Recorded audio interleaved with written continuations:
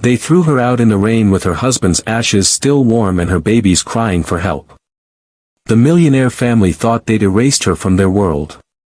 But when her husband's final letter surfaced, their billion-dollar empire began to crumble, one secret at a time. One of the worst nightmares for any woman is being thrown out of her home while still wearing the black dress from her husband's funeral. That's exactly what happened to Naomi Brooks. The family she had married into now treated her like an intruder. "You were never one of us," Margaret Carlisle said, diamonds glittering at her throat as she gripped Naomi's twin daughter's shoulders. "The children stay. You go." Rain soaked through Naomi's dress as the mansion gates clanged shut behind her. The security guard wouldn't meet her eyes. What Naomi didn't know was that her late husband had left her something that would change everything. But would it heal the wounds of rejection or teach her what family really means? Hi viewers, kindly tell us where you're watching from and what time it is. Warm welcome to the family, enjoy the story. Naomi Hayes grew up watching her father fix other people's problems. As a maintenance worker in downtown Chicago, Leonard Hayes taught his daughter that character matters more than cash. After her mother died when Naomi was 14, it was just the two of them against the world. "Money doesn't make the man, Naomi," her father would say. "What you do for others, that's the real wealth." She followed in his footsteps, not fixing buildings but fixing lives. Her social work office had a leaky ceiling and mismatched furniture, but Naomi made it a haven for families in crisis. That Tuesday changed everything. "There's someone here about the Thompson case," her assistant said, eyebrows raised. "And trust me, he's not from this neighborhood." Ethan Carlisle filled her doorway like he owned it, which wasn't far from truth. The Carlisle family owned half the real estate in Chicago. His tailored suit probably cost more than her car. "Miss Brooks?" His voice was unexpectedly gentle. "I heard you helped my housekeeper's nephew. She hasn't stopped talking about you." Naomi straightened the files on her desk. "I was doing my job. Most people just do enough. You did more." His smile reached his eyes. "Let me take you to dinner." "I don't date clients," she replied automatically. "I'm not a client." He leaned against her doorframe. "I'm a volunteer." True to his word, Ethan showed up the next day in jeans and a t-shirt to help at the youth center. The kids were suspicious of his clean shoes and perfect teeth, but by the end of the day, he was playing basketball with boys who'd never had a father figure. "Why is someone like you here?" Naomi finally asked as they locked up. Chicago's skyline glittered behind them, dividing their two worlds. "Someone like me?" His eyebrow raised. "A Carlisle."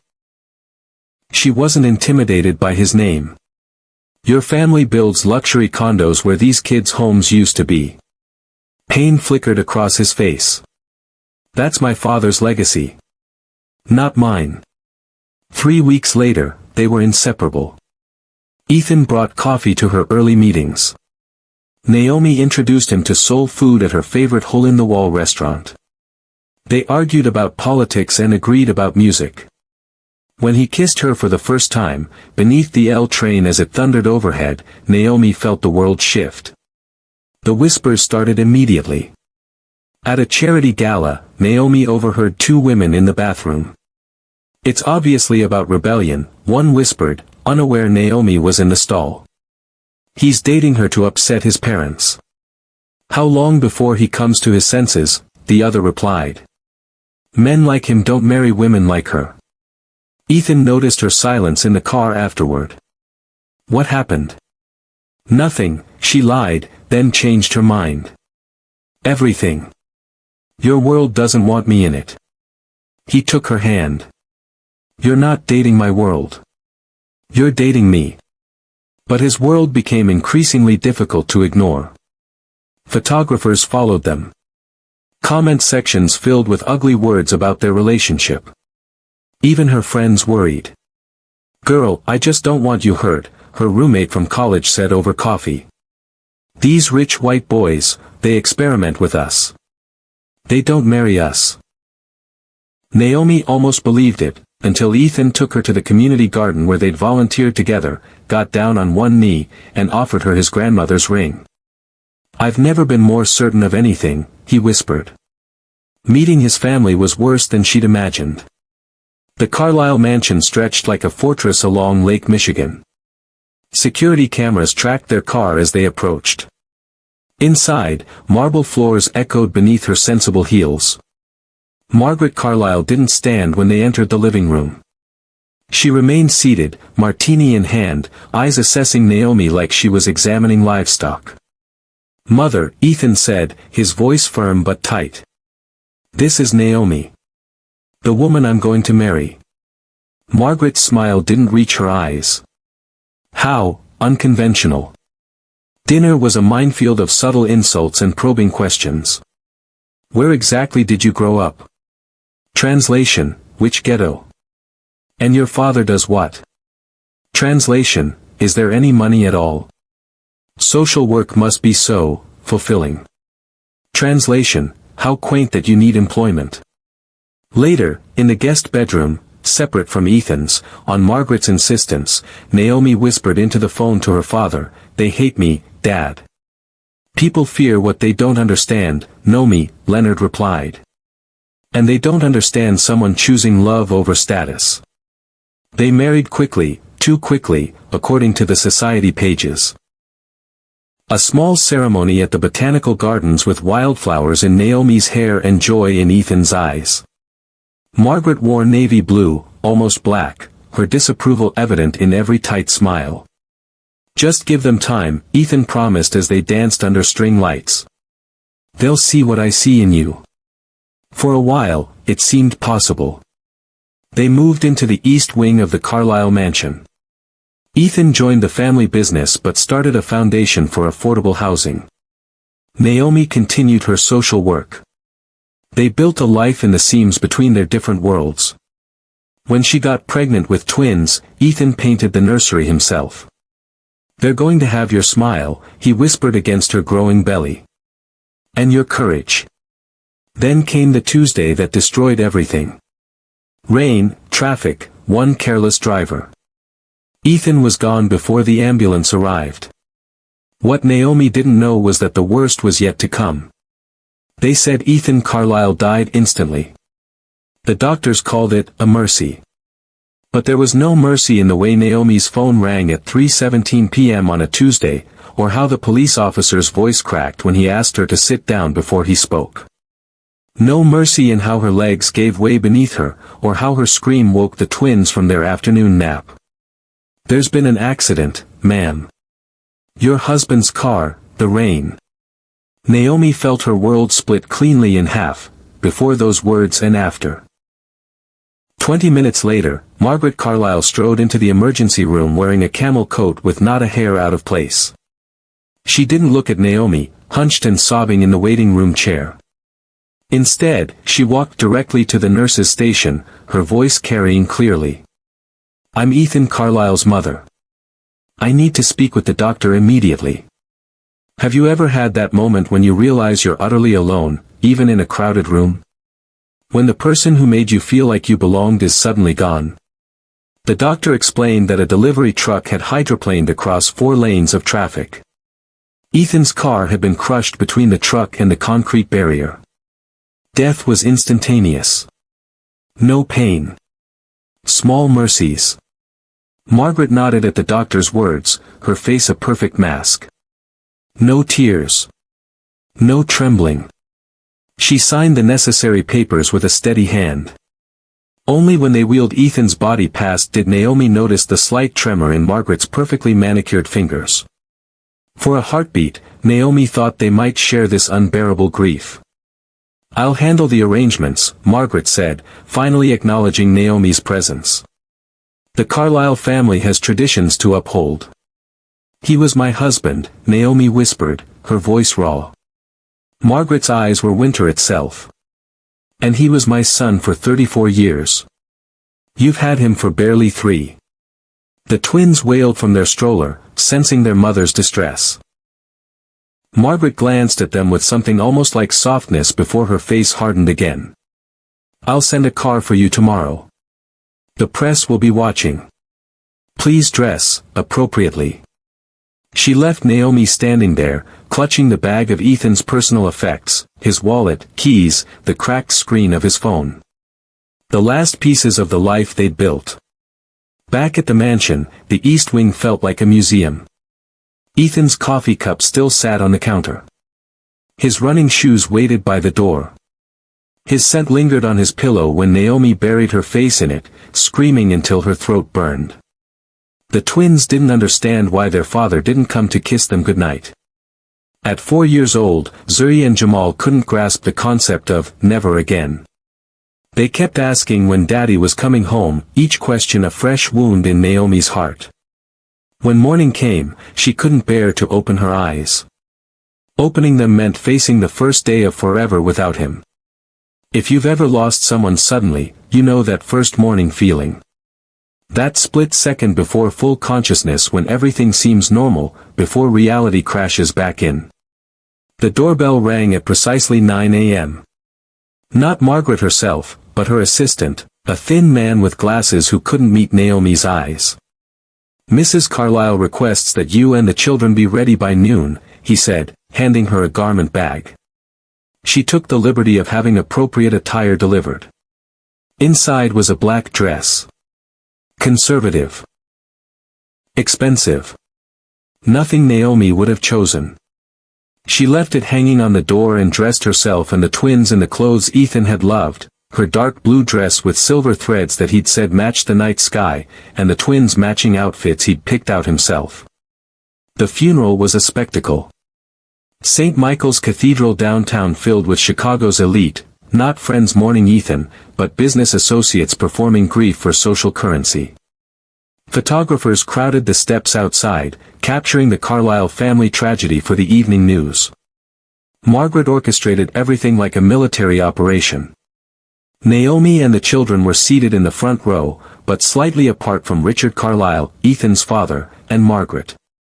A subtle separation that photographers wouldn't notice but everyone who mattered would understand. "Are you okay, Mommy?" Jamal whispered, his small hand reaching for hers. Naomi squeezed it gently, unable to answer past the knot in her throat. The eulogy, delivered by Richard, spoke of Ethan's business acumen and Carlisle legacy. Not his laugh. Not his kindness. Not how he sang off-key to the twins or left love notes in Naomi's shoes. It was as if they were burying a stranger. At the cemetery, rain fell again, harder than the day Ethan died. Naomi stood with the twins under a large black umbrella provided by one of the funeral attendants. Margaret and Richard had their own, standing slightly ahead, presenting a united front of dignified grief. When they lowered Ethan's casket, Zuri broke away, running toward the grave. "Daddy! Don't go," she screamed, her small voice cutting through the patter of rain and murmur of the crowd. Naomi caught her just before she reached the edge, pulling her sobbing daughter close. But it was Margaret who stepped forward, taking the child from Naomi's arms. "Shoo," Margaret whispered, holding Zuri with surprising tenderness. "Your father will always watch over you." The emphasis on "you" was subtle but unmistakable. During the reception at the mansion, Naomi moved through rooms filled with strangers discussing Ethan as if they'd known him. The twins clung to her legs, overwhelmed by the sea of black-clad adults. "Naomi." A hand touched her elbow.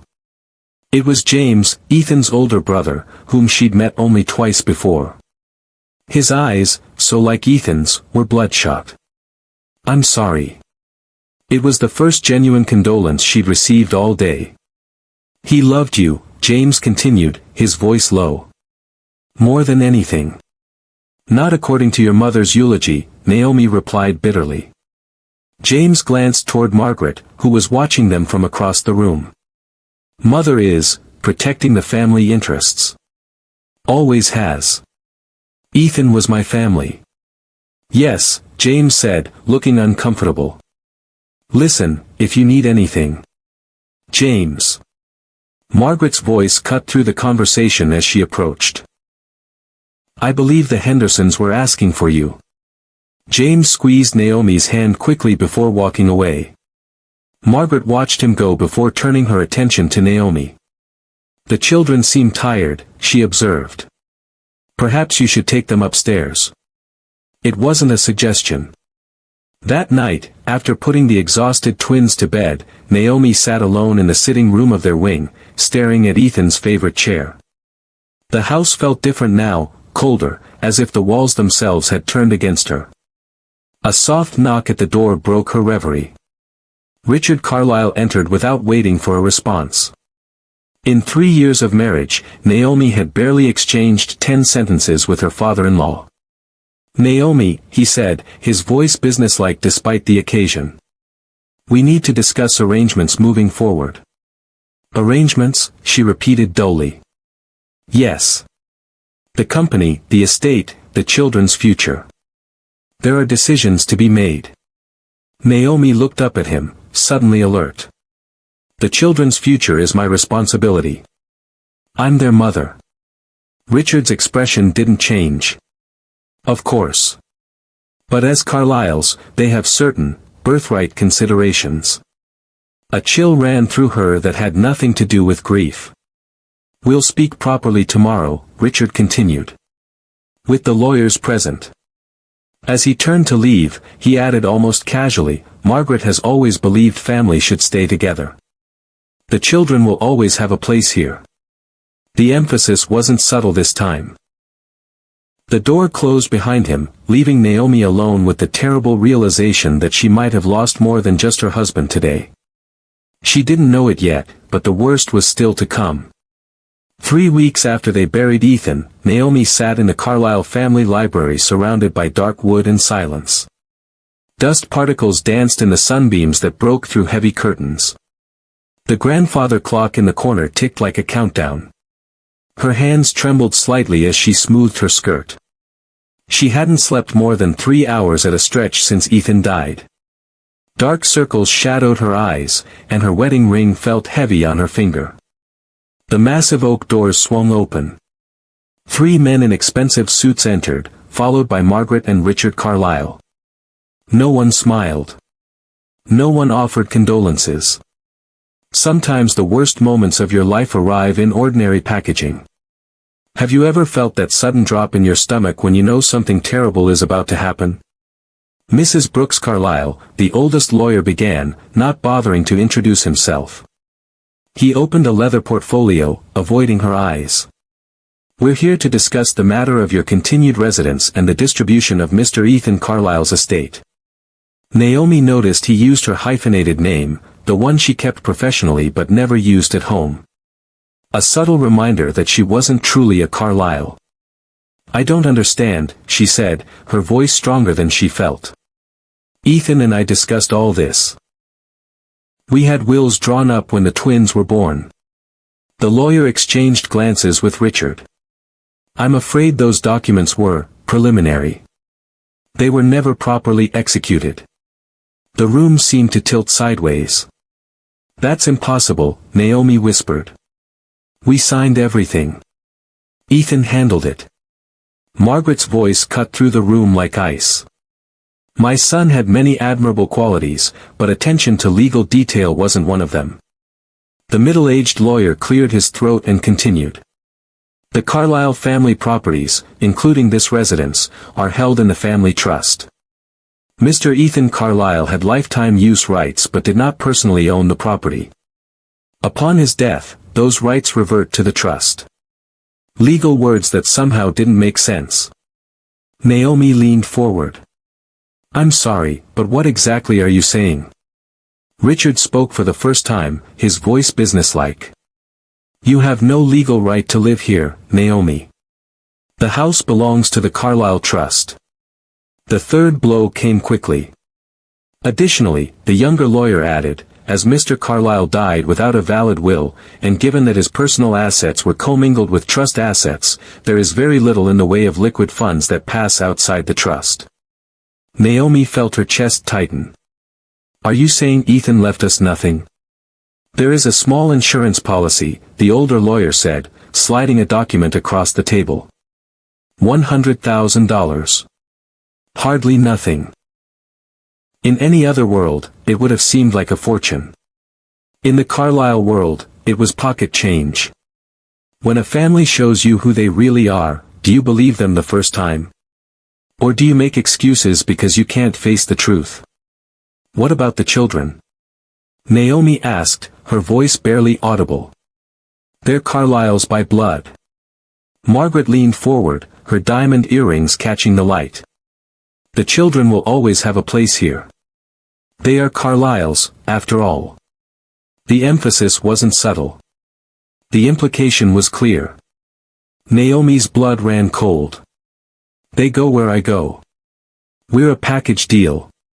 That's your choice, Richard replied, glancing at his watch. But perhaps not in their best interest. The trust provides for their education, their future. All the advantages of the Carlisle name. If they remain within the family, Margaret added. The trap was being laid bare.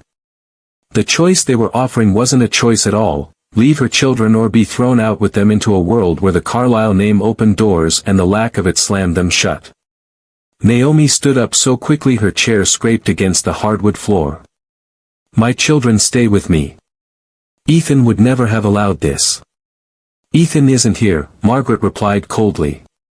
And decisions must be made for the good of the family. I am their family, Naomi said, her voice breaking.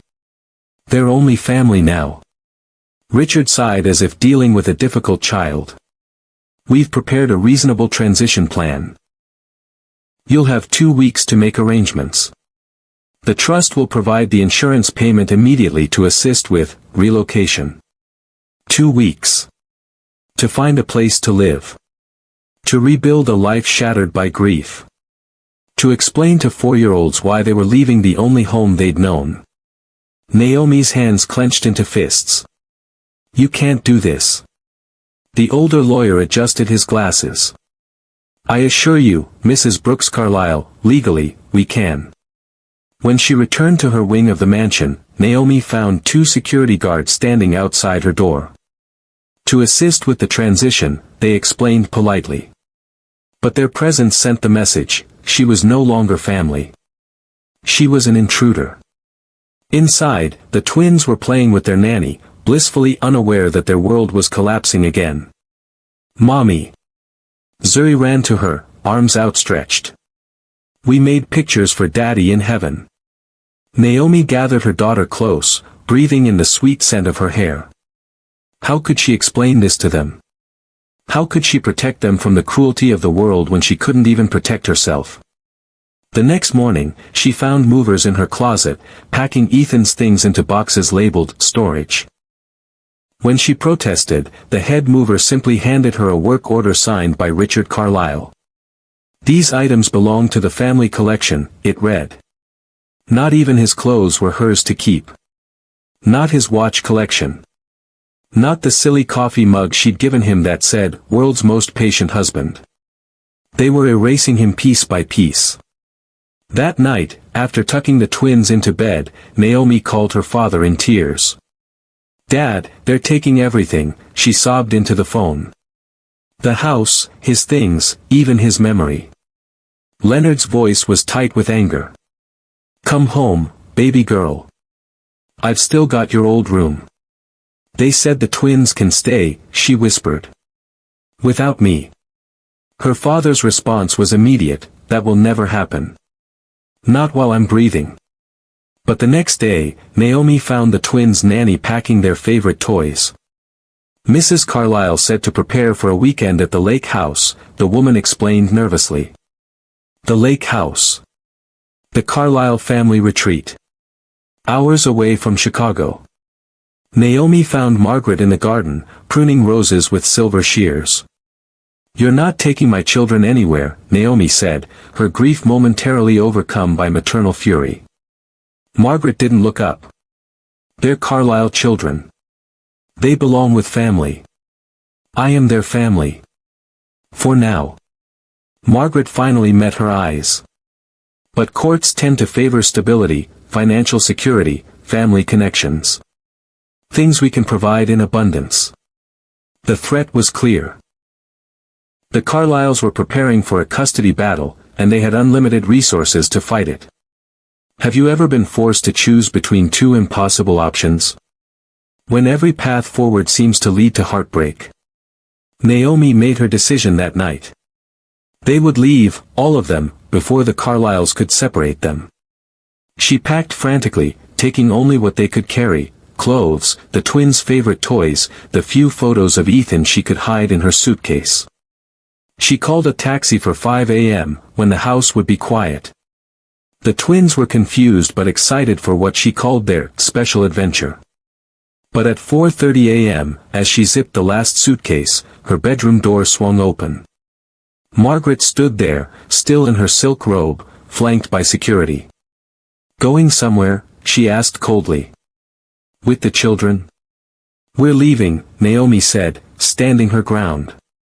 "Together." Margaret's smile was thin. "I'm afraid that changes our timeline. You'll be leaving immediately." "Alone." The security guard stepped forward. Not roughly, but with unmistakable purpose.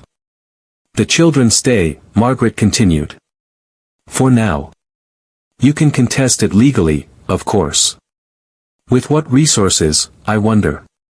"You can't do this," Naomi whispered, but the words sounded hollow even to her own ears. One guard took her suitcase. The other stood blocking her path to the twins' room where they slept peacefully, unaware of the nightmare unfolding. "You can say goodbye," Margaret conceded. "But if you wake them, if you upset them, I'll have you removed immediately." Shaking, Naomi crept into the twins' bedroom. They slept tangled in their blankets, Jamal's arm flung over his sister protectively. She kissed their foreheads gently, tears falling onto their perfect faces. "I'll come back for you," she whispered. "I promise." At the front door, rain poured down like the day they buried Ethan. No taxi waited. Just a security guard with an umbrella and her suitcase. "Mrs. Carlisle said to inform you that legal papers will be served tomorrow," he said, not meeting her eyes. "She suggests you find representation. Have you ever felt so utterly powerless that your heart physically hurt in your chest? Like someone had reached in and squeezed until you couldn't breathe?" The gate closed behind her with an electronic beep. The mansion's lights glowed warm against the stormy sky, a home she had never truly belonged in, sheltering the children she would fight to the death to reclaim. Standing alone in the rain, Naomi made a promise to herself, to Ethan, to the universe. This wasn't over. Not by a long shot. What she didn't know was that the path to keeping that promise would lead her to a discovery that would shake the Carlisle dynasty to its very foundation. Room 118 at the Lakeview Motel smelled like bleach and broken dreams. Naomi scrubbed the bathtub until her knuckles bled, trying to erase mysterious stains left by previous occupants. The neon sign outside blinked through thin curtains, casting the room in alternating red and darkness. 3 weeks had passed since the Carlisles had thrown her out. 3 weeks of sleeping on sheets that smelled like cigarettes. 3 weeks of eating vending machine dinners. 3 weeks of crying silently into her pillow so her father wouldn't hear in the next room. "You missed a spot," Leonard Hayes said gently from the bathroom doorway. At 62, her father stood straight as ever, though worry had etched new lines around his eyes. Naomi looked up, a bitter smile crossing her face. $59.99 a night, and they can't even clean the bathroom properly. Have you ever noticed how quickly life can strip you down to your bare essentials? How fast comfort becomes luxury? Leonard had moved into the motel with her, taking a leave from his maintenance job to help his daughter fight for her children.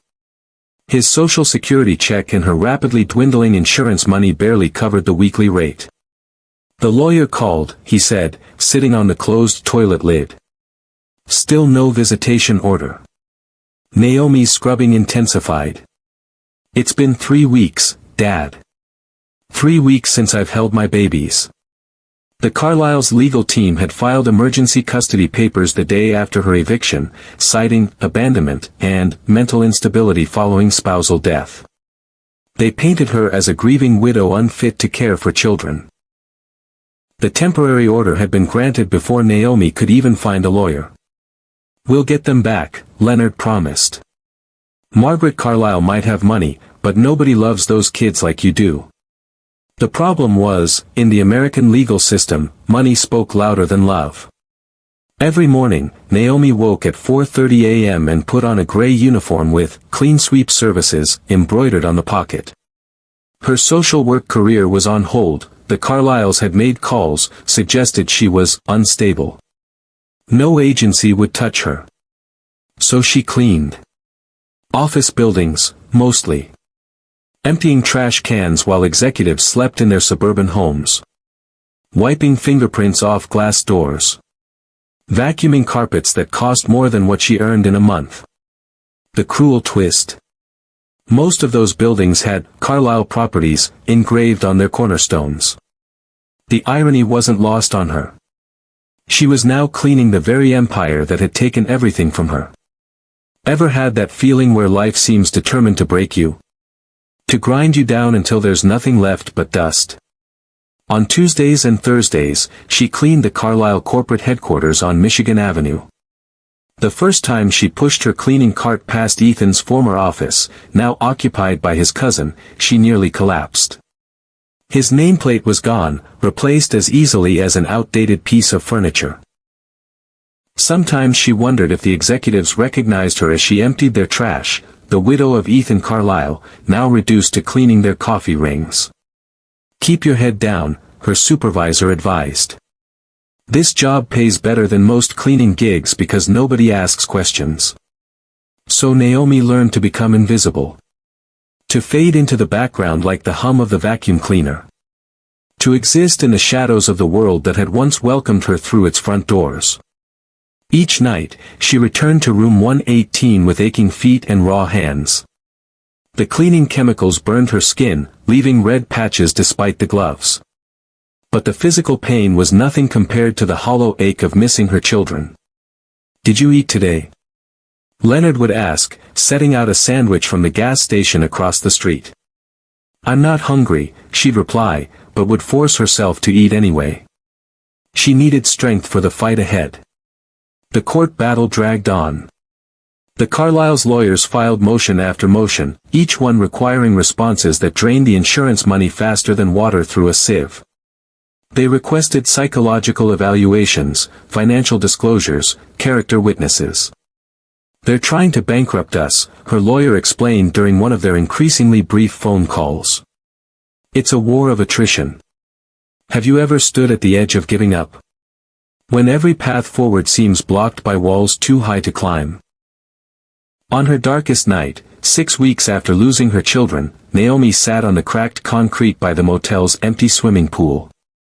The chlorine smell reminded her of summer days teaching the twins to swim in the Carlisle mansion's heated pool.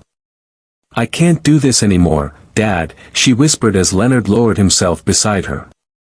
"Maybe they're right. Maybe the twins would be better off with them. They can give them everything I can't." Leonard took her hand, his skin rough from decades of manual labor. "My girl, there's something your mother told me before she died. She said, the strongest people aren't those who show strength in front of us, but those who fight battles we know nothing about." He squeezed her fingers. "Your battle is just beginning. And you're stronger than you know. How can you be so sure?" Tears streaked her face. "Because you're my daughter. And Brooks women don't break, they bend, they adapt, and then they rise." The next morning, Naomi found herself cleaning the executive bathroom on the 44th floor of Carlisle Tower. As she wiped down the marble countertop, the door swung open. Margaret Carlisle stood frozen in the doorway, her perfectly coiffed hair and designer suit a stark contrast to Naomi's uniform. For a moment, neither woman spoke. "Mrs. Carlisle," Naomi finally said, her voice steady despite the hammering of her heart. "Fancy meeting you here." Margaret's shock quickly morphed into something like satisfaction. "Naomi. I heard you'd found employment." "Cleaning up other people's messes," Naomi replied. "I've had practice." The older woman's eyes narrowed. The children are doing well. They've adjusted beautifully. The casual cruelty of the statement felt like a physical blow. Margaret knew exactly what would hurt the most. Do they ask about me? Naomi couldn't help but ask. Margaret checked her reflection in the mirror, reapplying her lipstick. Children are remarkably resilient. Given time, they forget. Each word was a carefully placed knife. Naomi gripped her cleaning rag until her knuckles turned white, fighting the urge to scream. They'll never forget me, she said quietly. And I will never stop fighting for them. Margaret sighed, dropping her lipstick into an expensive handbag. This pathetic display only proves our point. Look at yourself, Naomi. What can you possibly offer them now? She gestured dismissively at Naomi's uniform. This is who you've always been. Ethan's charity case. The experiment that failed. Have you ever felt rage so pure it almost becomes a separate entity inside you? A living, breathing force that threatens to consume everything. That night, Naomi returned to the motel with a strange calm replacing her usual despair. She found her father organizing piles of papers on his bed, bank statements, legal documents, old photos. What's all this? She asked. Leonard looked up, determination etched on his weathered face. I've been going through your mother's things. She always said we should keep records. He held up a faded envelope. There's something you need to see. Inside was a newspaper clipping from 20 years earlier. The headline read, Hayes' investment in tech startup called Foolish Gamble. Naomi remembered vaguely how her father had invested his small inheritance in some friend's business venture. Nothing had ever come of it. Or so she'd thought. Dad, what is this? Leonard's eyes shone with something she hadn't seen in years. Hope. Your mother always said to hold on to it, that someday it might be worth something. He handed her another document, newer, official looking. So I called in a favor from my buddy at the investment firm to check. Naomi's eyes widened as she read the figures. The small tech company her father had invested in had been absorbed by a larger corporation, then another, and finally by a global conglomerate. The original shares, nearly worthless for decades, had been converted multiple times. This can't be right, she whispered, staring at the bottom line. It is, Leonard said, his voice breaking. I checked it 3 times. That money is real, Naomi. It's enough to fight them. The amount wasn't Carlisle money. But it was enough. Enough to hire a better lawyer. Enough to find a real apartment. Enough to prove she could provide for her children. Naomi clutched the paper, tears streaming down her face. For the first time in months, they weren't tears of despair. We can fight, she whispered. Leonard nodded. We can fight. What neither of them noticed was the white envelope that had been slipped under their motel room door earlier that day. It lay half-hidden beneath the bedside table, bearing no return address, only Naomi's name written in a hauntingly familiar handwriting. A message from beyond the grave that would change everything. The white envelope lay open on the motel bed. Naomi stared at it, fingers trembling as she traced the familiar handwriting. Ethan's handwriting. Her dead husband, somehow reaching across time to find her. If you're reading this, Naomi, it means I was right about my mother. The letter was dated 2 days before his death. The paper still carried the faint scent of his cologne, and for a moment, it felt like he was standing in the dingy motel room with her. Have you ever received a message that made time stand still? Words that suddenly rewrite everything you thought you knew? I've suspected for months that something isn't right with the family business, Ethan's letter continued. Mother and father are hiding something big enough that I've started taking precautions. Leonard paced the small room, his face a storm of emotions. How did this letter find you? Who delivered it? Naomi shook her head. The desk clerk said a courier dropped it off. Paid in cash. No name. The letter had been in their room for 3 days, knocked under the bed during cleaning, discovered only when Leonard dropped his reading glasses and bent to retrieve them. 3 days lost. But what was time when the letter itself seemed impossible? Go to the lake house, Ethan had written. The old one, not the new property. Check the bookshelf in the study, behind my grandfather's collection of Hemingway. You'll find a safe. The combination is the day we met, the day I proposed, the day the twins were born. The Carlisle Lake House. 40 miles north of Chicago, a sprawling property Naomi had visited only twice. Margaret had always made excuses why they shouldn't go there: renovations, scheduling conflicts, water damage. Now Naomi understood why. There are papers there that will explain everything, the letter continued. Things I've discovered about Brightwell Technologies and what the family's been hiding. If I'm right, it changes everything, Naomi. It means you and the kids will be safe no matter what happens to me. Safe. The word echoed in her mind. Her children weren't safe, they were hostages in a mansion ruled by a woman who saw them as possessions, not people. Dad, I have to go there, Naomi said, folding the letter carefully. Tonight. Leonard's brow furrowed with concern. It could be a trap. The Carlyles know you're fighting for custody. What if they're setting you up for trespassing? Breaking and entering? The thought had crossed her mind too. What if Margaret had forged the letter? What if security was waiting to arrest her the moment she set foot on Carlisle property?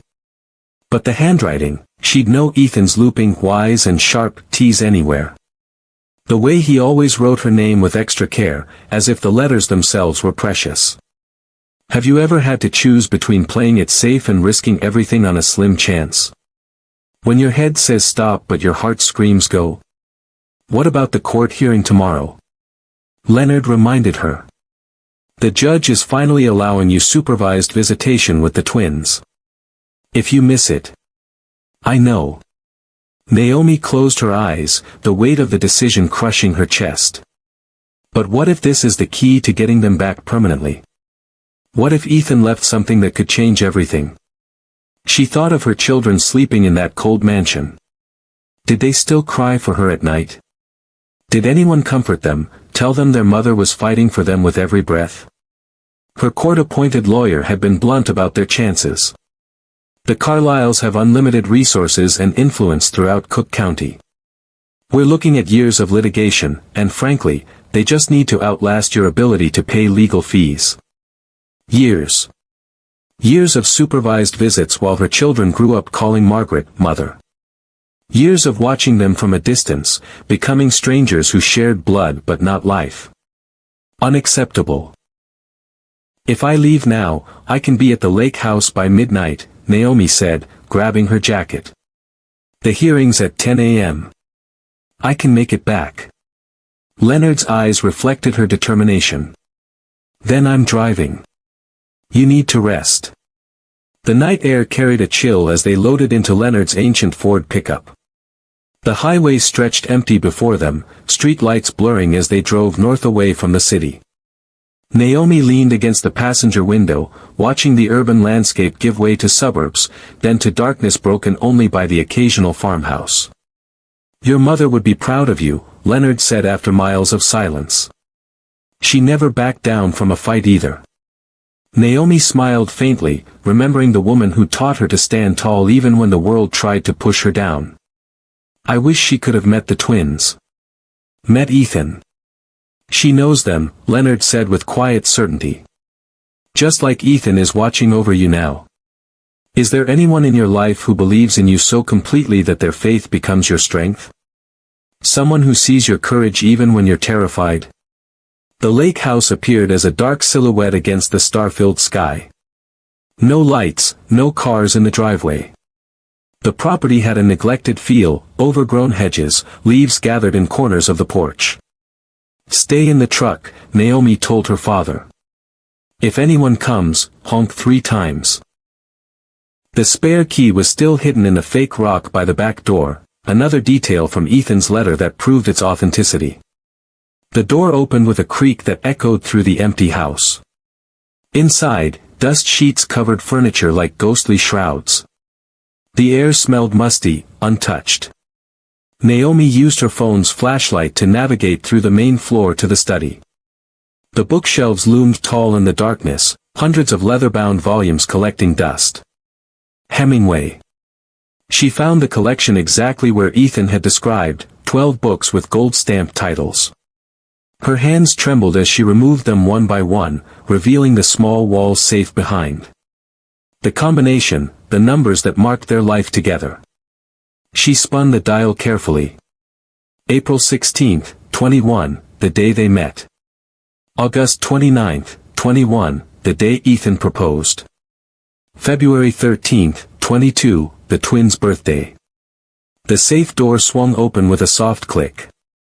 Inside lay a manila envelope, a USB drive, and a smaller sealed letter with her name on it. Naomi's heart pounded as she opened the envelope, scanning the documents inside. Stock certificates. Corporate filings. Financial statements for something called Brightwell Technologies. The numbers jumped off the page, millions, then billions. Her phone buzzed with a text from her father, car coming up the drive. Get out now. Naomi stuffed everything into her jacket pockets, replacing the books haphazardly on the shelf.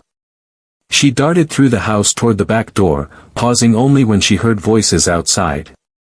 Check all the doors. Mother says she might try to come here. Security guards. Carlisle security. She froze, trapped between the approaching guards and the front of the house where her father waited. There was no way to reach him without being seen. Think. What would Ethan do? The cellar door. There was an old storm cellar with an exterior entrance. If she could reach it. Naomi crept through the kitchen, down the narrow stairs into darkness.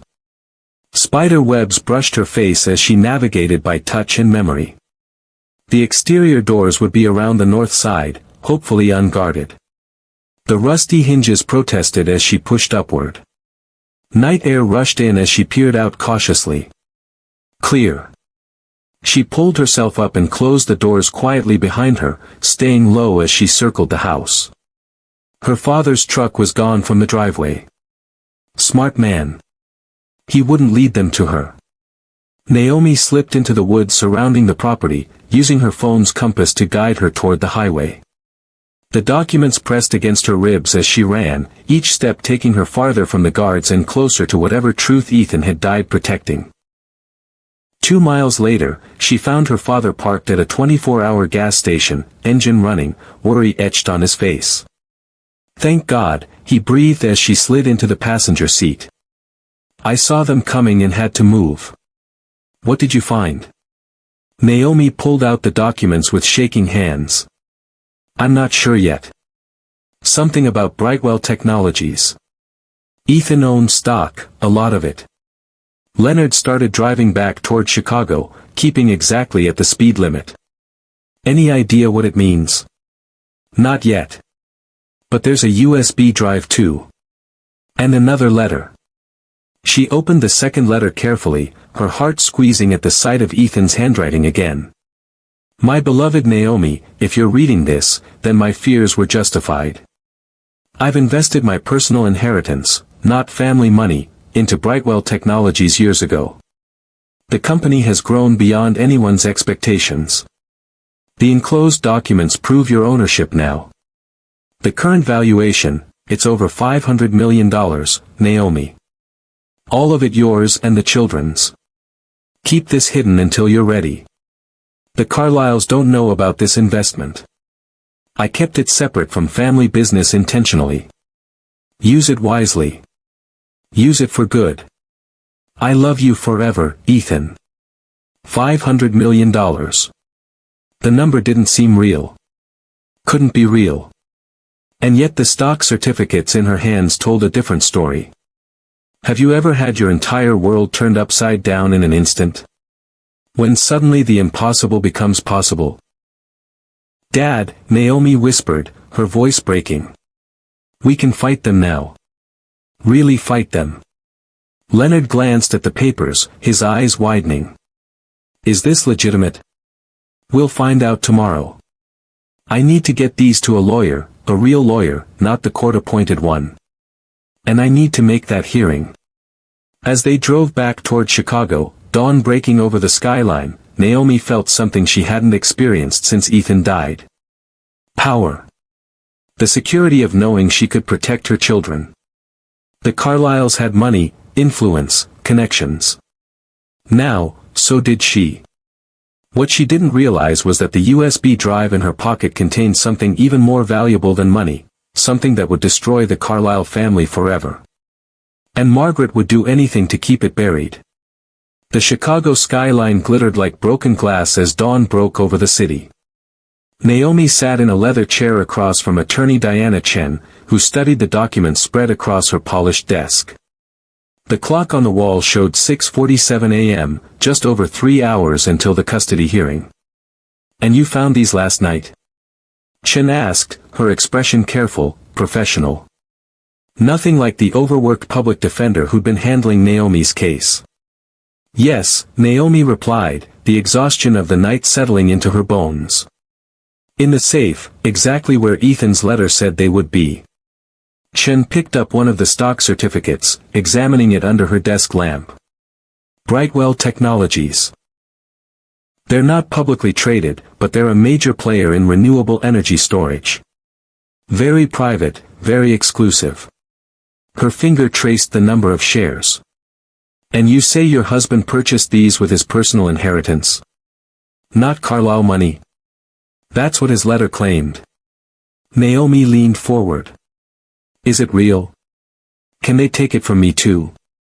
Have you ever stood at the edge of hope and fear, not knowing which way you'll fall? When everything depends on someone else's next words. Chen set down the certificate and removed her reading glasses.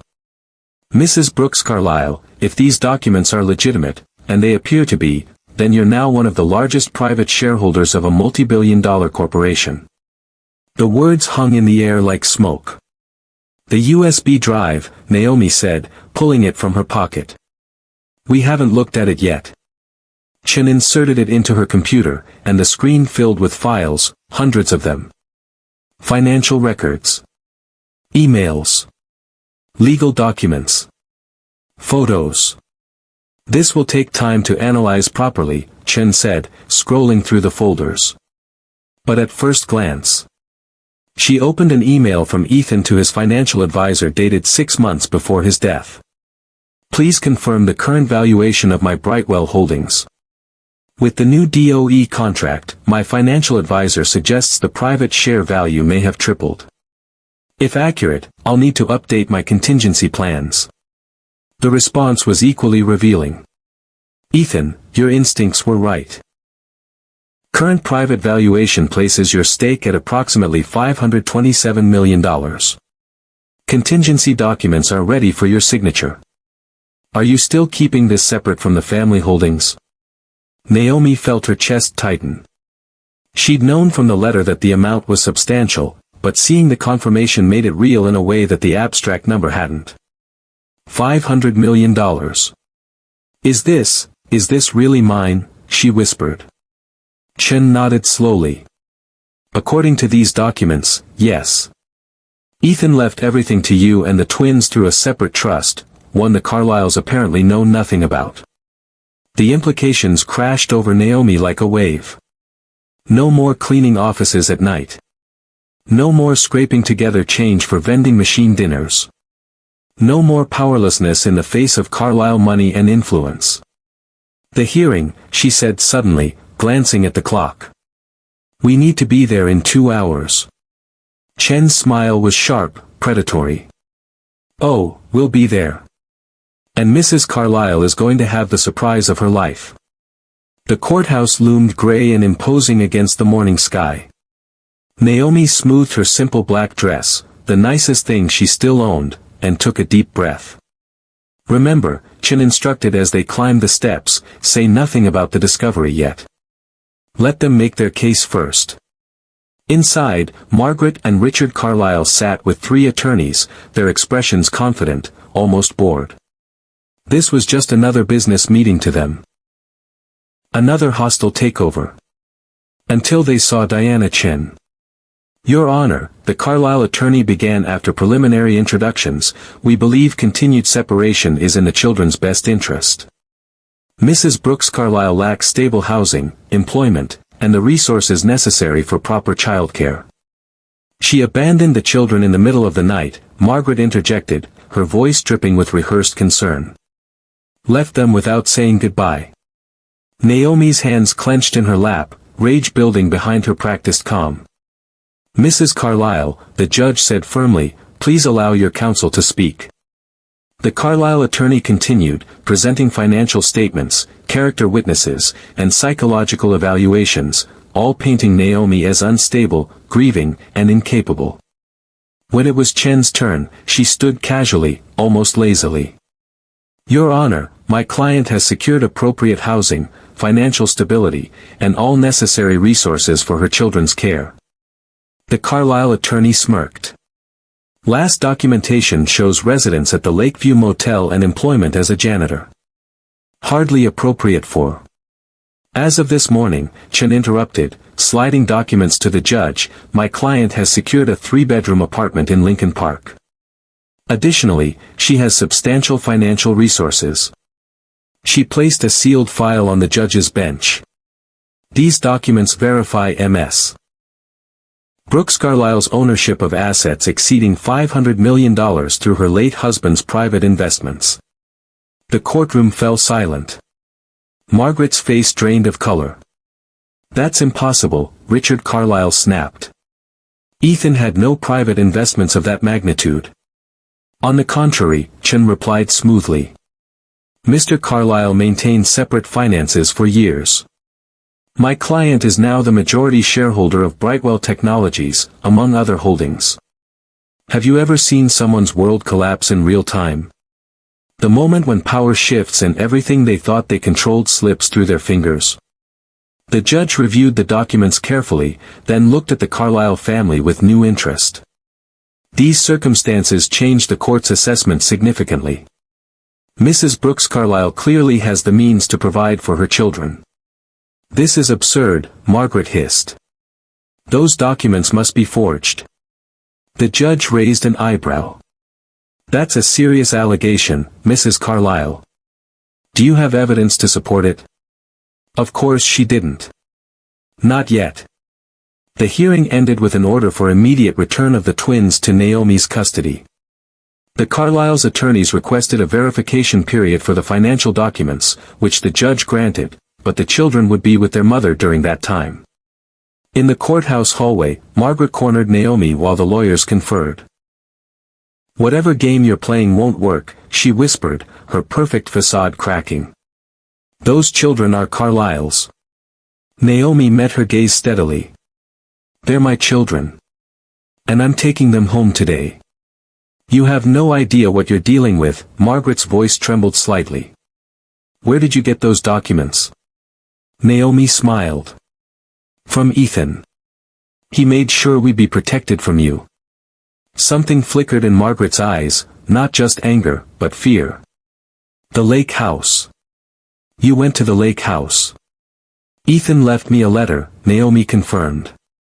He knew, Margaret. Whatever you're hiding, he knew. The color drained further from the older woman's face. The USB drive. Did you?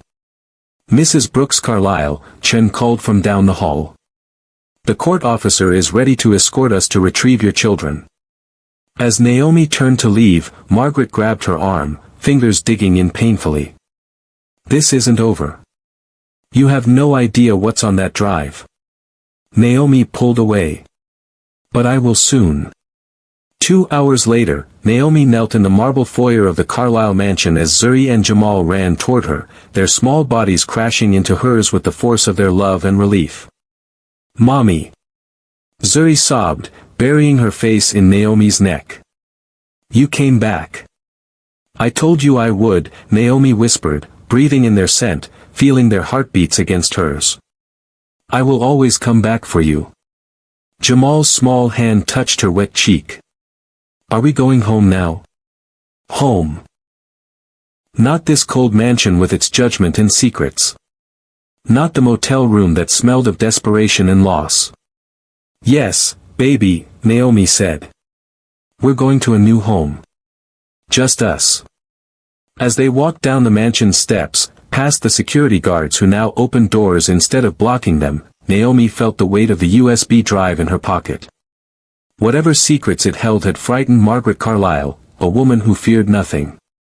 That night, in their new apartment with its empty rooms and unhung curtains, Naomi tucked the twins into sleeping bags on the bedroom floor. They'd made it an adventure, a camping trip indoors. Will we see Grandma Margaret again? Jamal asked as she kissed his forehead. The question pierced her heart. Despite everything, they'd formed attachments. They were too young to understand the cruelty behind the luxury they'd experienced. We'll see, Naomi said carefully. Right now, it's just us for a while. Is that okay? Both children nodded, eyes heavy with sleep and the emotional exhaustion of the day. After they drifted off, Naomi sat at the kitchen counter, a beautiful granite island in an otherwise empty kitchen, and opened her laptop. The USB drive felt heavy as she inserted it. The files Chen had skimmed that morning were just the beginning. Folders upon folders of documents filled the screen. Financial records. Corporate minutes. Private investigator reports. One folder was simply labeled Brightwell Truth. Naomi clicked it open, and a video file appeared. The thumbnail showed Ethan's face, serious and determined. A video message he'd recorded before his death. Her finger hovered over the play button, tears blurring her vision. His voice, his face, one more time. She pressed play. Naomi, Ethan's voice filled the silent apartment. If you're watching this, something's happened to me. And it wasn't an accident. It wasn't an accident. Ethan's words hung in the air of the empty apartment like smoke. Naomi's hands trembled as she paused the video, his frozen face staring back at her from the screen. She couldn't process this, not tonight, not alone. She closed the laptop, sliding it under the couch before checking on the twins. Their peaceful breathing filled the bare bedroom, innocent and unaware that their father's death might have been deliberate. That the family who had tried to take them might have taken their father first. Tomorrow. She would face it tomorrow. 6 months later, Naomi stood in the backyard of her new home, watching Zuri and Jamal chase fireflies in the twilight. The house wasn't grand, a 4-bedroom craftsman on a quiet street in Evanston with a yard large enough for a swing set and a garden. A normal home on a normal street where neighbors brought welcome baskets and children rode bicycles on sidewalks. Nothing like the Carlisle mansion with its manicured lawns and security cameras. Nothing that would draw attention to the fact that the single mother who lived there could have purchased the entire neighborhood with cash. Have you ever been given the power to change your life completely, but realized the greatest change needed wasn't material at all? The strawberries are coming in nicely, Leonard said, joining her on the back porch. Since moving in, her father had transformed the neglected garden into a flourishing oasis. The twins are natural farmers. Naomi smiled, watching Jamal carefully cup a lightning bug in his small hands, showing his sister the gentle glow. They're healing, she said softly. We all are. The truth about Ethan's death remained a raw wound she couldn't fully examine yet. The video had revealed his suspicions about financial irregularities at Carlisle Industries, money laundering, tax evasion, bribes paid to foreign officials. He'd been gathering evidence, planning to go to the authorities. 3 days before he could, his brakes failed on a rainy Chicago afternoon. The investigation was ongoing, handled quietly by federal authorities. Diana Chen had connected Naomi with a former FBI prosecutor who specialized in white-collar crime. Let the system work, he'd advised. Don't tip them off. So Naomi waited. And while she waited, she built. Not a mansion. Not an empire. Something more lasting. The Brightwell Foundation opened its doors with little fanfare, a renovated warehouse in a struggling Chicago neighborhood. Inside. Subsidized apartments for single mothers, on-site childcare, job training facilities, and legal aid offices. Why these women? A local reporter had asked during the quiet opening. Why this focus? Naomi's answer was simple, because I know what it's like to have everything taken away overnight. To fight a system designed to crush you.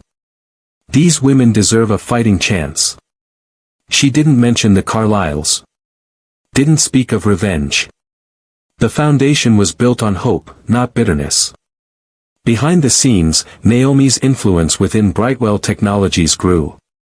The company's CEO, initially skeptical of this unknown woman who'd inherited such a significant stake, found himself impressed by her questions, her vision, her unwillingness to simply cash out and disappear. Mrs. Brooks Carlisle, he'd said after their third meeting, "You remind me of someone." "My husband," she'd guessed. "No," he'd replied thoughtfully. "Yourself. From the first moment we met. Entirely your own person. Have you ever received a compliment that healed something broken inside you? Words that helped you recognize yourself again after being diminished for so long?" While the foundation grew and the federal investigation quietly gathered momentum, the business press began asking questions. Who was the mysterious major stakeholder directing Brightwell's expansion into affordable urban housing technology? Why was the company suddenly hiring from underserved communities? What explained the shift in corporate priorities? Brightwell mystery, unknown investor drives social impact strategy, read the Wall Street Journal headline. Meet the invisible woman reshaping tech's future, suggested Bloomberg Businessweek. Naomi kept her name out of the press, working through layers of trusts and corporations Chen had established. Her children deserved privacy. Her mission required stealth. When the twins started kindergarten at the local public school, none of the other parents knew their playdate host was worth more than most small countries. The teachers didn't realize the quiet mom who volunteered for story time could have built them a new school building with the interest from her monthly returns. "Ms. Brooks is so down-to-earth," she overheard one mother say at pickup. "You'd never know she runs that big foundation downtown." That was exactly the point. On a crisp autumn morning, Naomi met with the foundation's first graduating class, 27 women who'd completed job training programs, secured stable housing, and regained custody of their children. "Before I came here," one woman said, tears streaming down her face, "I was sleeping in my car with my daughter. The court said I was unfit because I was homeless." How do you get unhomeless when you can't get a job without an address? It was impossible. She gestured around at the other graduates.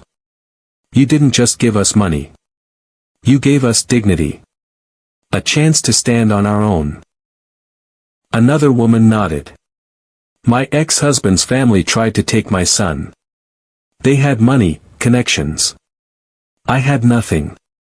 Your legal team fought for me when no one else would." The room fell silent as Naomi stepped to the podium. These women didn't know her story. Didn't know that every case the foundation took was, in some way, her story too. "Someone once told me that power doesn't need to shout," she said quietly. "It just needs to stand."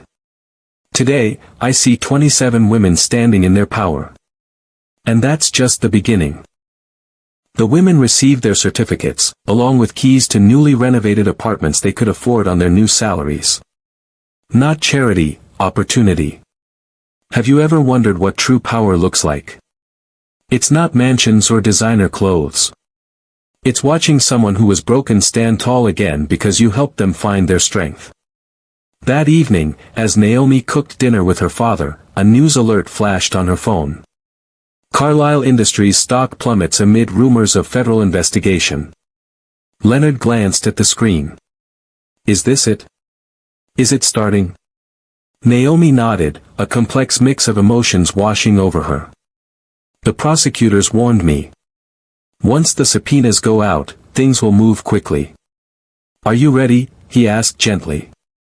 Was she ready to watch the family that had tried to destroy her face justice? Ready for her children to learn the truth about their father's death? ready for her name to become public as witnesses were called and evidence presented. The doorbell interrupted her thoughts. Through the window, she saw a sleek black car parked at the curb. A familiar figure stood on her porch. Margaret Carlisle. The woman who had thrown her out in the rain. Who had tried to take her children. Who might have been involved in her husband's death. Call Chen, Naomi told her father, wiping her hands on a dish towel. Tell her Margaret's here. Leonard reached for his phone as Naomi walked slowly to the door. Through the peephole, she could see Margaret had come alone, no lawyers, no security. She looked smaller somehow, less imposing in her expensive camel coat and pearls. Naomi opened the door but didn't invite her in. Mrs. Carlisle. Naomi. Margaret's voice lacked its usual confidence. I need to speak with you. It's urgent. My lawyer advised against any direct contact with you. Margaret's perfect composure cracked slightly. Please. It's about the children. About keeping them safe. A chill ran through Naomi. Are you threatening my children? No. Margaret's eyes widened. I'm trying to protect them. All of you. Richard doesn't know I'm here. If he found out. She glanced nervously at the street behind her. Something in her fear seemed genuine. Naomi hesitated, then stepped back from the doorway. 5 minutes. In the living room. That's all. Margaret entered cautiously, like a cat in unfamiliar territory. Her gaze swept over the modest home with its comfortable furniture and children's artwork on the walls. You could afford much more, she observed. This is enough, Naomi replied. What do you want, Margaret? The older woman sat stiffly on the edge of the sofa. The federal investigation. It's about more than financial crimes. I'm aware. No, you're not. Margaret's voice dropped to a whisper. There are things about Richard, about the company, that even Ethan didn't know. Things I've protected my family from for decades. She reached into her purse and removed a small flash drive. This contains evidence that will bury Richard forever. Bank accounts. Recordings. Names of people who disappeared. Naomi stared at the flash drive, then at Margaret's face, lined now with something beyond age. Terror. Why would you give me this? Your own husband. Margaret's laugh was hollow. Husband. Richard hasn't been a husband to me in 30 years. He's been my jailer. She placed the drive on the coffee table between them. Ethan was going to expose the financial crimes. That's why Richard arranged the accident. But if he knew what else Ethan had discovered. The implication hung in the air like a thundercloud. He'll kill again, Margaret whispered. He'll kill anyone who threatens him. Even me. Even the children. Outside, Naomi could hear Zuri and Jamal laughing as they played with their grandfather in the backyard. Safe, happy, unaware of the darkness that had just entered their home. Margaret stood to leave. I've made arrangements to disappear. You'll never see me again. At the door, she paused, her hand trembling on the knob. I was wrong about you, Naomi. You were exactly what Ethan needed. What this family needed. After she was gone, Naomi stood frozen in her living room, staring at the flash drive on her coffee table.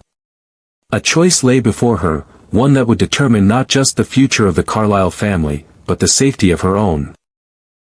The power to destroy was finally in her hands. But at what cost?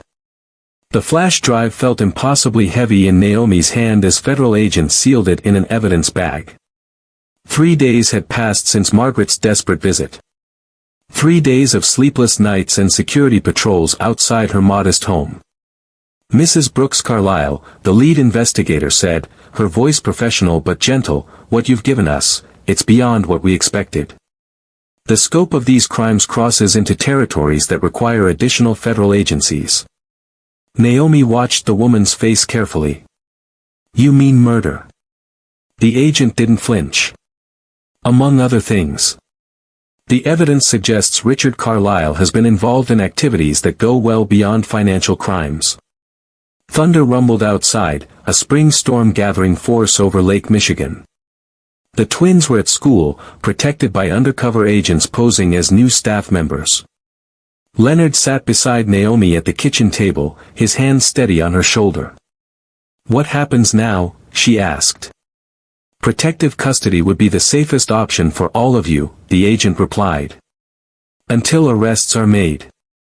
Have you ever had to choose between hiding from danger or facing it head-on? Between safety and standing your ground?" Naomi shook her head. "My children have already lost too much normalcy. We're not disappearing." Before the agent could argue, Naomi's phone rang. An unknown number. She almost declined it until she saw the familiar 312 exchange, a downtown Chicago number. "Hello? Naomi." Richard Carlisle's voice slithered through the phone. "I think it's time we had a conversation." The federal agent's eyes widened as Naomi mouthed Richard silently. "I have nothing to say to you," Naomi replied, pressing the speaker button so everyone could hear. "Perhaps not. But I think you'll want to hear what I have to say."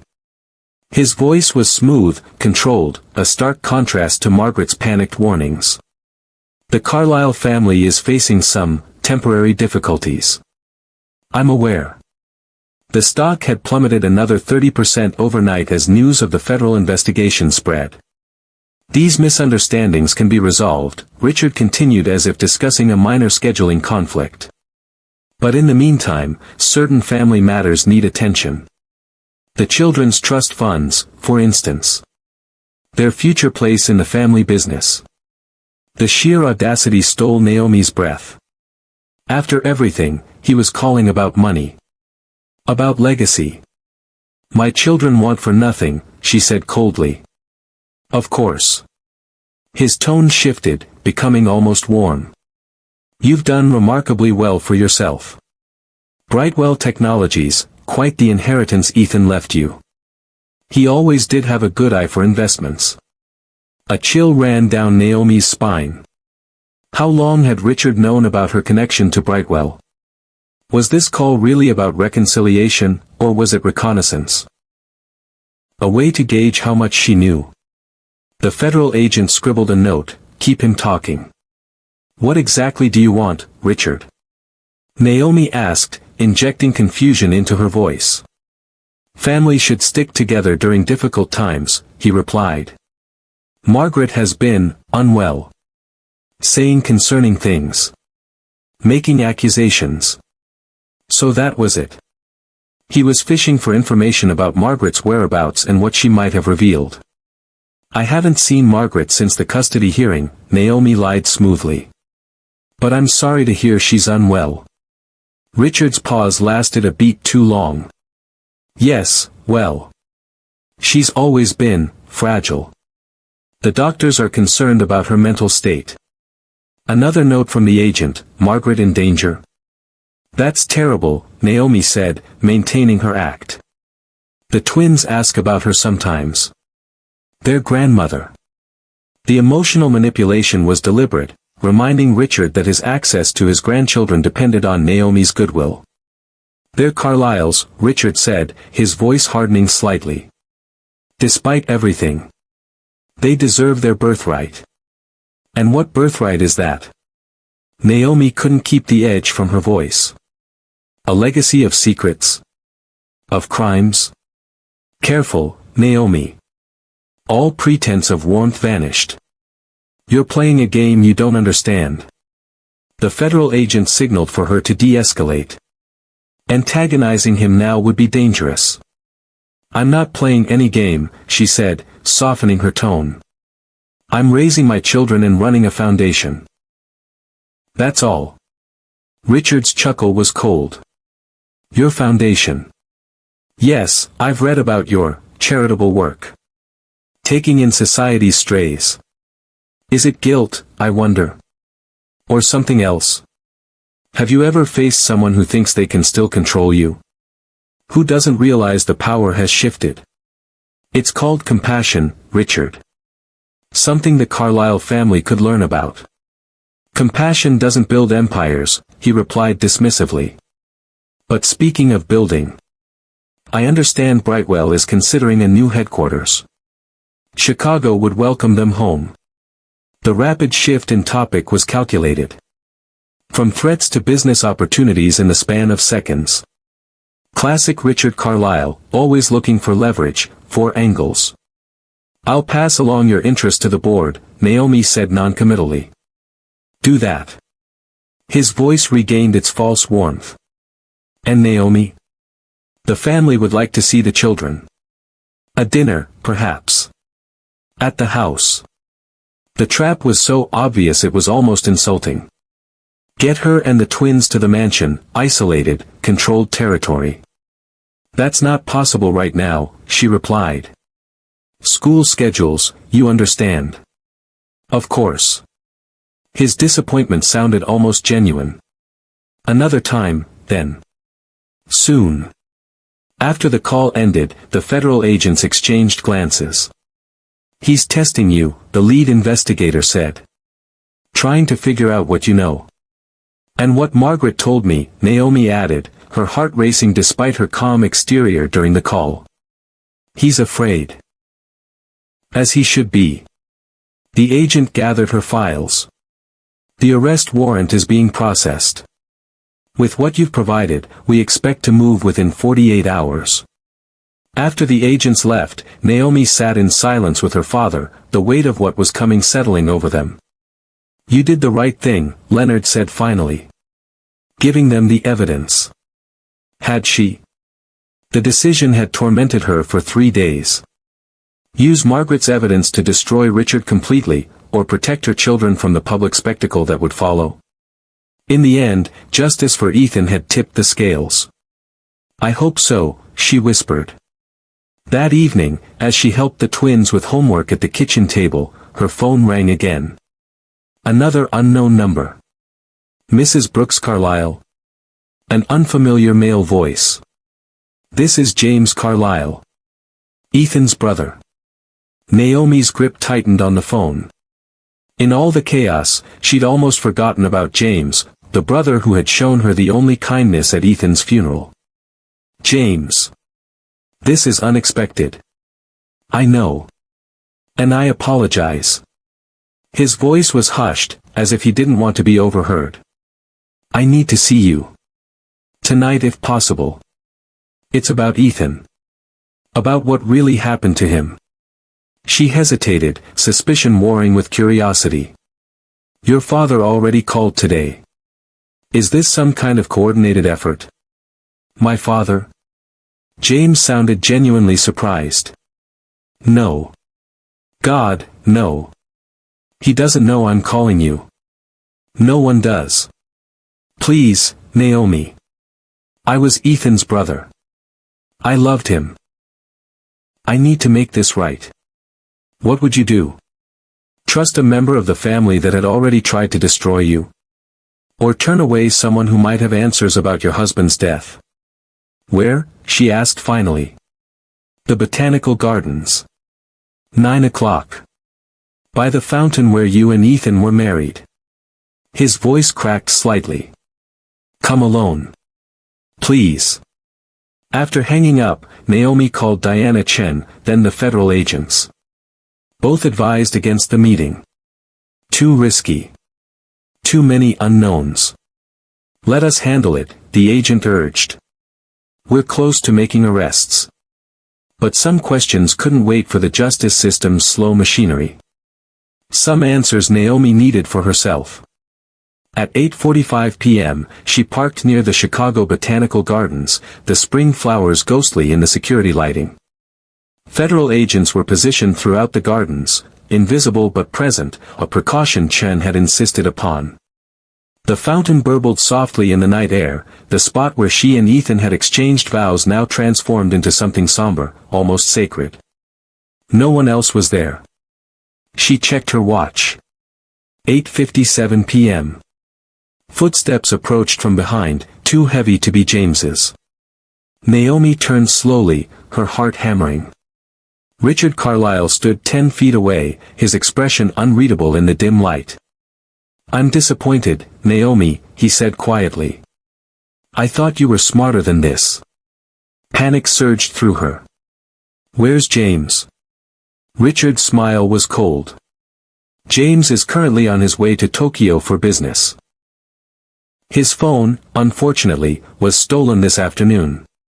Amazing what technology can do these days, voice duplication, for instance. The trap had been laid, and she had walked right into it. Where were the federal agents? Why hadn't they intervened? What do you want, Richard?" She kept her voice steady, fighting the urge to run.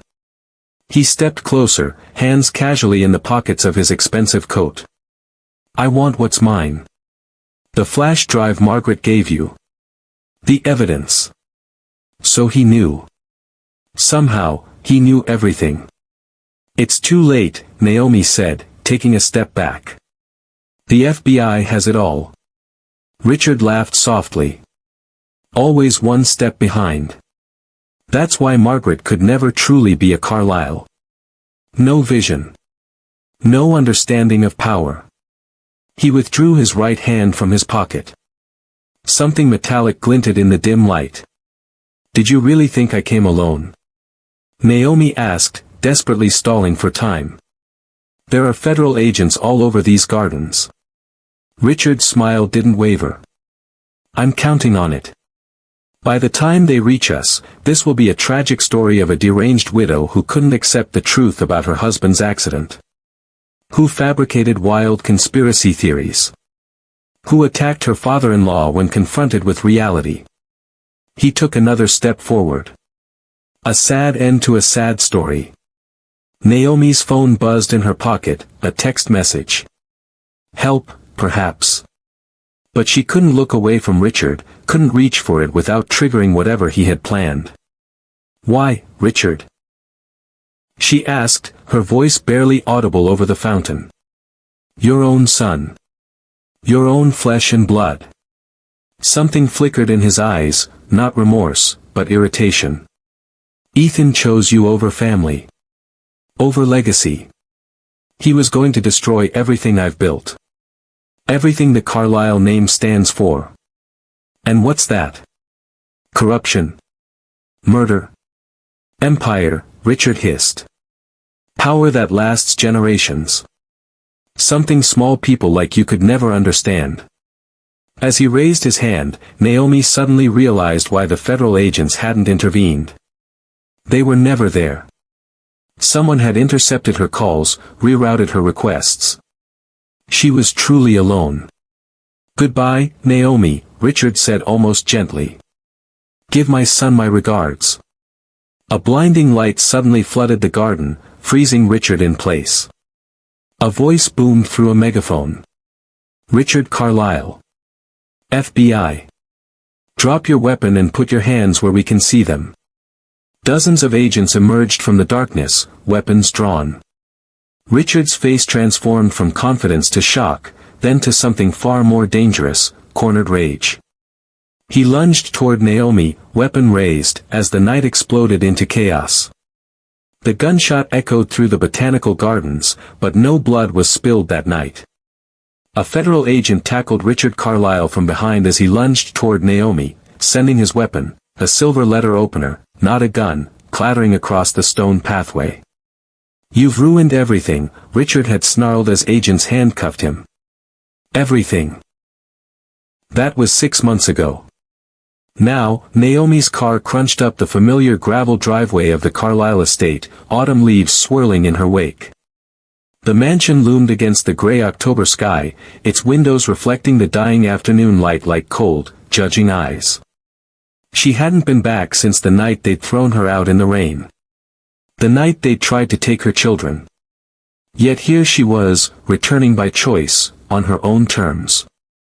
Have you ever walked back into a place that once broke you, only to realize it no longer held any power over you?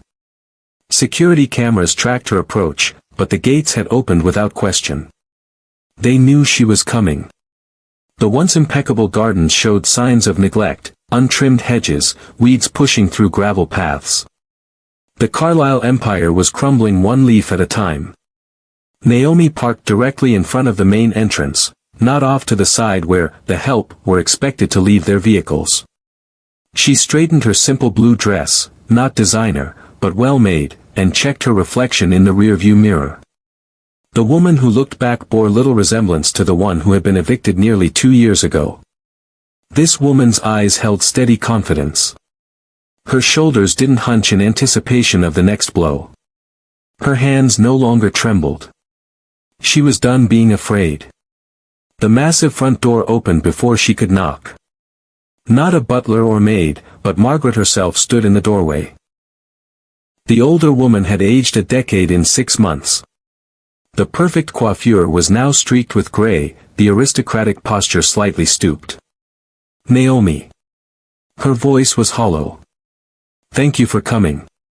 Inside, the mansion felt like a museum after hours, eerily quiet, frozen in time, devoid of life. Paintings of Carlisle patriarchs glowered from the walls. Crystal chandeliers hung like suspended tears above empty space. The drawing room? Naomi suggested, remembering the route without needing guidance. Margaret nodded silently, leading the way to the formal room where Naomi had once been judged and found wanting. Where the family lawyers had informed her she had no right to remain in her husband's home. How different it looked now. Dust covered the mantelpiece. Empty spaces on the walls showed where valuable paintings had been removed, sold off, perhaps, to pay mounting legal fees. Tea. Margaret offered mechanically. No, thank you. Naomi remained standing. I won't be staying long. Margaret sank into an armchair, suddenly appearing small in the vast room. The prosecutors contacted you. It wasn't a question. Of course they had. Richard Carlisle faced multiple federal charges: fraud, money laundering, tax evasion, obstruction of justice, and attempted murder. His attack on Naomi in the botanical gardens captured on multiple surveillance cameras. They did, Naomi confirmed. They want me to testify. Margaret's hands twisted in her lap. And will you? The question hung in the air between them, heavy with implications, with history, with pain unresolved. When someone has wronged you deeply, does seeing them broken bring the satisfaction you once craved? Or does it hollow out something inside you that you never meant to lose? That's not why I'm here, Naomi said after a moment. I came because it's time to end this. For all of us. She placed a slim envelope on the coffee table between them. Inside was a cashier's check for $10 million. Margaret stared at it in confusion. I don't understand. It's for you. Personally. Not the Carlisle estate, not the legal defense fund. You. Why? Margaret whispered, not touching the envelope. After everything we did to you. Naomi's smile held no malice, only a sad wisdom beyond her years. Because revenge is a poison I refuse to drink. She moved to the window, looking out at the estate grounds where her children had once played. The prosecutors tell me the Carlisle assets will be tied up in litigation for years. The company is essentially bankrupt. The family name is ruined. Margaret flinched at each statement, not denying any of it. I could help destroy what's left, Naomi continued. My testimony would ensure Richard never leaves prison. I could sue the estate for Ethan's wrongful death. I could make sure there's nothing left of the Carlisle legacy. Why don't you? Margaret's voice cracked. You'd be justified. Naomi turned back to face the woman who had once been her greatest tormentor. Because that's what you and Richard would have done. And I am not you. The words landed like physical blows. Not shouted in anger but delivered with quiet certainty. The money is enough for you to start over somewhere. A modest home, a simple life. Away from all this. Naomi gestured at the decaying grandeur around them. Away from the spotlight the trials will bring. Margaret's eyes filled with tears, perhaps the first genuine emotion Naomi had ever seen from her. You're showing mercy. I'm choosing peace, Naomi corrected her. For myself. For my children. Even for you.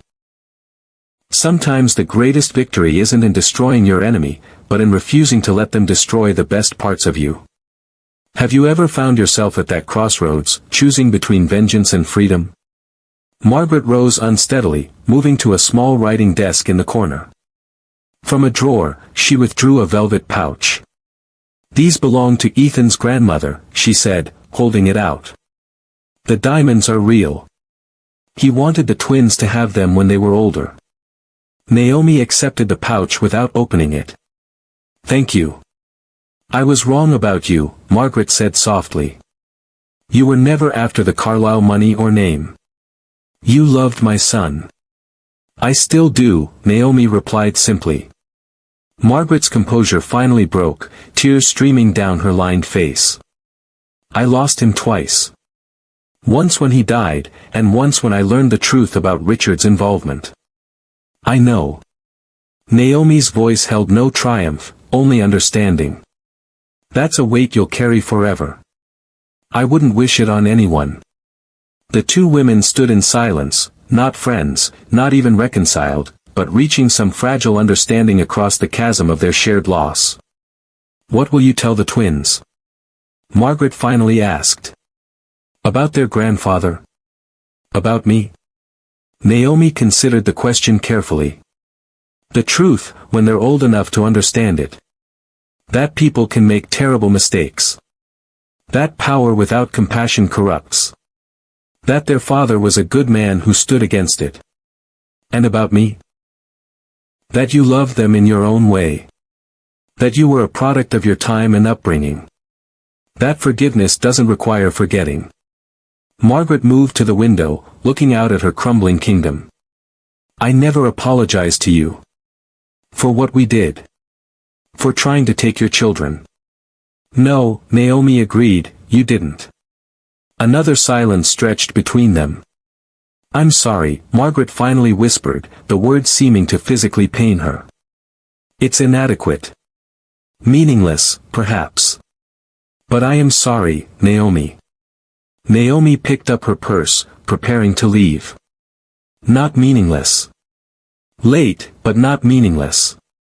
At the drawing room door, she paused for a final look at the room where her life had once shattered. It held no power over her now. No fear. No anger. Just fading memories of a chapter closing. The prosecutors will still contact you, she said. I can't change that. But my testimony will focus on Richard's actions, not yours. Margaret's gratitude was palpable. Why show such mercy? Naomi's answer was simple. Because carrying hate is too heavy. And I want my hands free to hold my children. As she walked down the mansion's grand staircase for the final time, Naomi felt lighter with each step. Outside, autumn sunlight broke through the clouds, warming her face as she reached her car. Her phone rang as she slid into the driver's seat. Diana Chen's name flashed on the screen. Did you do it? The attorney asked without preamble. Yes. It's done. And did she take the deal? She did. The envelope had disappeared into Margaret's pocket before Naomi left. Chen sighed audibly. I still think you're being too generous. After everything they did. It's not about them anymore, Naomi interrupted gently. It's about who I choose to be. As she drove away from the Carlisle estate for the last time, Naomi didn't look back at the mansion growing smaller in her rearview mirror. Her focus was forward, on the life she was building, on the foundation helping women reclaim their power, on the quiet home where her children were waiting. The past was finally where it belonged, behind her. What she didn't know was that Margaret Carlisle wouldn't be using the money to start a new life after all. The elderly woman had made one final decision that would change everything, a decision that would land on Naomi's doorstep the very next morning. The package arrived on Naomi's doorstep at 6:17 a.m. No delivery person, no car, just a manila envelope with her name written in Margaret's elegant script. Inside was the cashier's check for $10 million, torn in half, and a handwritten note. Some debts can't be paid with money. Margaret Carlisle was found dead in her bedroom at 9:30 p.m. last night. Apparent suicide. The note beside her read only, "I choose peace too." 5 years later, Naomi Brooks stood at the podium of the Chicago Marriott Ballroom, hundreds of eyes fixed on her face as camera flashes captured the moment everyone had been waiting for. The mystery woman behind Brightwell Technologies and the Brightwell Foundation was finally stepping into the light. The journey from that morning's shocking discovery to this evening's gala had been a winding road of grief, growth, and gradual healing. "Good evening," she began, her voice steady despite the butterflies in her stomach. "My name is Naomi Brooks. Some of you know me as a social worker. Some as a mother. Tonight, I stand before you as the founder of the Brightwell Foundation and majority shareholder of Brightwell Technologies." The room buzzed with excitement. For years, business publications had speculated about the anonymous force driving Brightwell's remarkable growth and social impact initiatives. Now the mystery was solved, and the story was more compelling than anyone had imagined. Have you ever watched someone step into their power so completely that the very air around them seems to vibrate with possibility? When a person finally becomes exactly who they were meant to be. In the front row, 11-year-old Zuri and Jamal sat beside their grandfather, pride shining on their young faces. Leonard, now silver-haired but straight-backed as ever, squeezed their shoulders gently. "Many of you have asked why I remained anonymous for so long," Naomi continued. "The answer is simple: this work was never about me. It was about something far greater, the belief that wealth without purpose is meaningless, and power without compassion is empty." The lights dimmed as a video began playing behind her, images of the foundation's work over the past 5 years. Women and children moving into safe housing. Job training graduates receiving diplomas. Legal aid clinics helping families reunite. Community gardens transforming concrete jungles into green oases. When the lights rose again, Naomi's eyes glistened with tears that she didn't try to hide. 5 years ago, I lost everything that mattered to me. My husband. My home. Nearly my children. I was thrown out into the rain with nothing but a suitcase and broken dreams. The ballroom was utterly silent, hundreds of Chicago's elite hanging on her every word. I cleaned office buildings at night. I lived in a motel room. I fought a legal system that favored wealth over love. Her voice strengthened with each sentence. I know what it feels like to be powerless. To be invisible. To be deemed unworthy. She paused, letting the weight of her words settle over the room. Then fate intervened. My late husband, Ethan, left me an unexpected gift, not just wealth, but the chance to redefine what wealth could do. In those 5 years, Brightwell Technologies had transformed from a promising startup to an industry leader in sustainable energy solutions. Their innovative battery technology powered hospitals in developing countries, brought electricity to remote villages, and was revolutionizing the fight against climate change. But it was the Brightwell Foundation that had truly changed the landscape for vulnerable families across Chicago and beyond. 5,000 women had graduated from their programs. 3,000 children had remained with their mothers instead of entering foster care. 15 legal precedents had been set that strengthened parental rights for low-income families. The foundation began with a simple question, Naomi explained. What if we invested in people the way we invest in companies?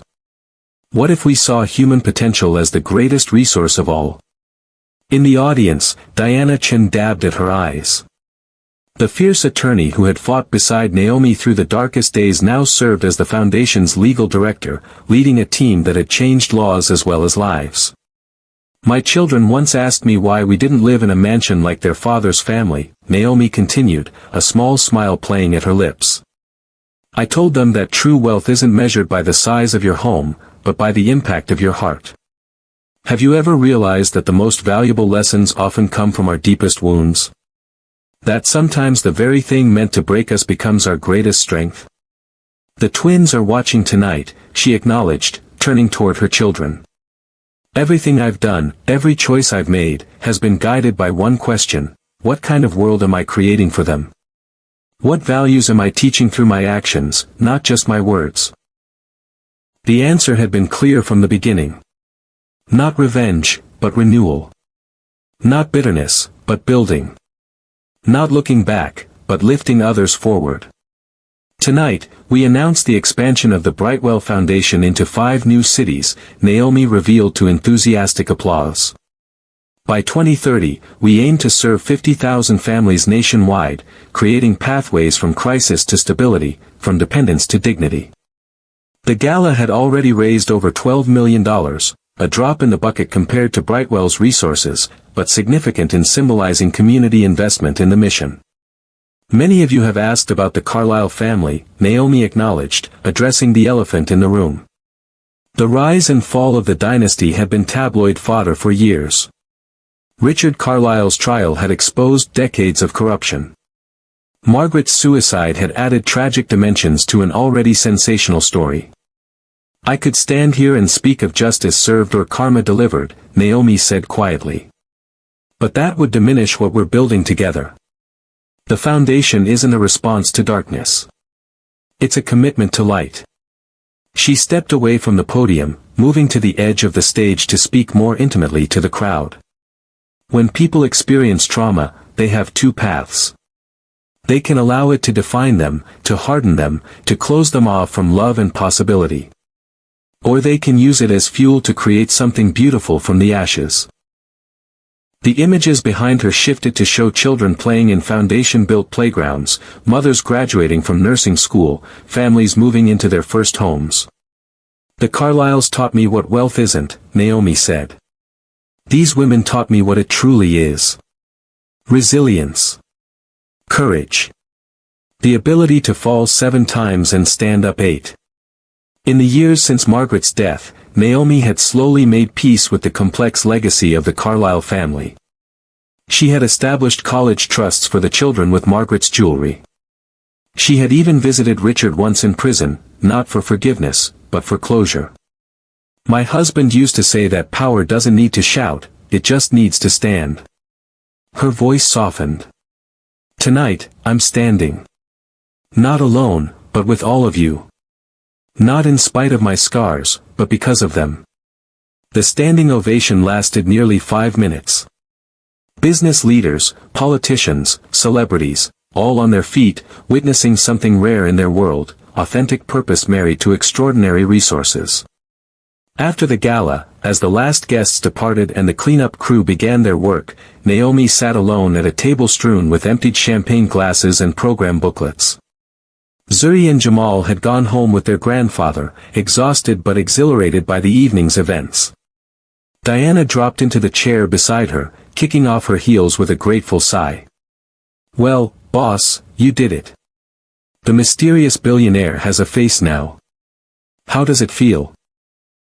Naomi smiled, twisting her wedding ring, the one piece of jewelry she'd never removed, never replaced, despite numerous suitors over the years. Terrifying. Liberating. Necessary. The media will be relentless, Diana warned. They'll want the whole story, Ethan, the Carlisles, everything. Let them come, Naomi replied with quiet confidence. I'm not hiding anymore. Have you ever noticed how the moment you stop running from your story is the moment it transforms from a burden into a bridge? When your deepest pain becomes your most powerful purpose? As they walked through the emptying ballroom, Diana asked the question many would soon be asking, with everything public now, what's next? What's left to achieve? Naomi paused by a display showing children in a foundation after-school program. Her twins' faces shone among them, not set apart as heirs to a fortune, but integrated as peers, as equals, as kids just being kids. Justice was never the end goal, she said softly. It was just a step on the path to something greater. And what's that? Diana asked. Naomi's smile held all the wisdom her journey had earned. Legacy. Not buildings with our names on them. Not bank accounts or stock portfolios. But lives changed. Systems reformed. Hearts awakened. Outside, Chicago's skyline glittered against the night sky, the same city where she had once cleaned offices after hours, where she had fought in courtrooms for her children, where she had rebuilt her life from broken pieces into something stronger and more beautiful than before. You know, Diana observed as they waited for the valet, when people hear your story, they'll say it's like a fairy tale. Rags to riches. Cinderella finding her fortune. Naomi laughed, a genuine, joyful sound that echoed in the night air. They'll miss the point entirely. This was never about finding a fortune. It was about finding myself. She looked up at the stars, thinking of Ethan, of Margaret, of all the twists and turns that had brought her here. The real wealth, she whispered, was in what couldn't be taken away. My courage. My compassion. My capacity to rise. And in that moment, standing under the vast Chicago sky, Naomi Brooks understood the final lesson of her journey. Sometimes, the people who try to break you become the unwitting architects of your greatest strength. Sometimes, the darkest chapters of your story become the ones that illuminate the way forward not just for you, but for countless others who will follow in your footsteps. That is the true power of rising above bitterness.